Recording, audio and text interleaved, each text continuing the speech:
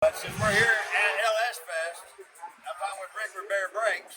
We're gonna go over these brakes, and I want to break. I told him, I said, the thing is, people see this and they think they can't afford it.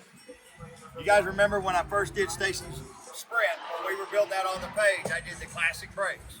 When I did the brakes on my truck, I didn't call Rick and go, hey, I want the baddest brakes you got. I wanted stuff that you guys actually would use and that's affordable. And Baer Brakes is not. Now, if you want to go to like what's on my brother's car, yeah, you better get the wife's credit card away from her and not let her know what you paid for it. But if you want to upgrade brakes, Baer has stepped up. They have stepped down to step up to get into a market where you guys can afford to run what I feel like is the best quality brakes out there. Let's talk about my favorite ones.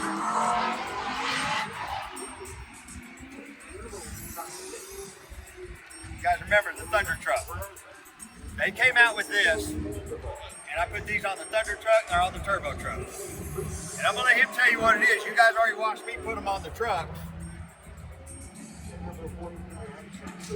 But this, you don't get no more affordable. And now I just found out, I thought they would do it for the GM trucks. You guys are doing it for Ford, Ram, we do the Bronco and the Jeep. And a little bit later this year, we're actually going to introduce the 3/4 ton truck market too. So, they're actually branched out and doing all of these now. All this consists of is they send you a bracket that moves your caliper out and puts this big rotor on it. But here I'm gonna let Rick tell you why this thing works so great when you're thinking in your head, well, how the fuck's a bigger rotor gonna actually make it better? You tell them. It's like we said, it's a direct replacement rotor upgrade. But what we're doing that's unique is we're increasing the rotor diameter. So by increasing the diameter, we increase torque and leverage of the brakes. We'll net a better brake improvement by going bigger diameter with the rotor.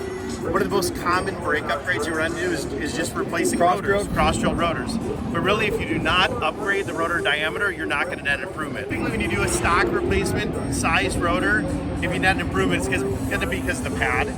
But by this, actually, when we increase the diameter, we move the caliper out by using this bracket. This casts just like the OEM bracket, just relocates the caliper. And by increasing the rotor diameter, we will net an improvement just by putting this rotor on. And depending on application, we'll see usually about 16 feet from 60 to 0, just by putting the bigger rotor on. And then in simple terms, the brake's a heat sink.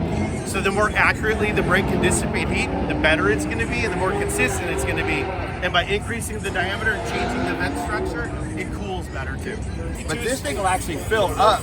I got 20s on the truck, and appearance-wise, it made a hell of a difference. And then Are those on that truck now? Huh? Are those on the truck we're driving? No, because when I went to order them for the high country, they sold out of them. But they're back in stock. I will be doing another video when I put them on my high country. Yeah, and to your point, there's a bunch of different people in the market that would buy them for different reasons.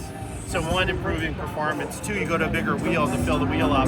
What people don't realize is when you go to a bigger wheel, you typically add a lot more weight to the vehicle, and you hurt braking performance. And the brakes go worse. And these get it right back to where it was stock and add some too. Oh, that's way better than stock.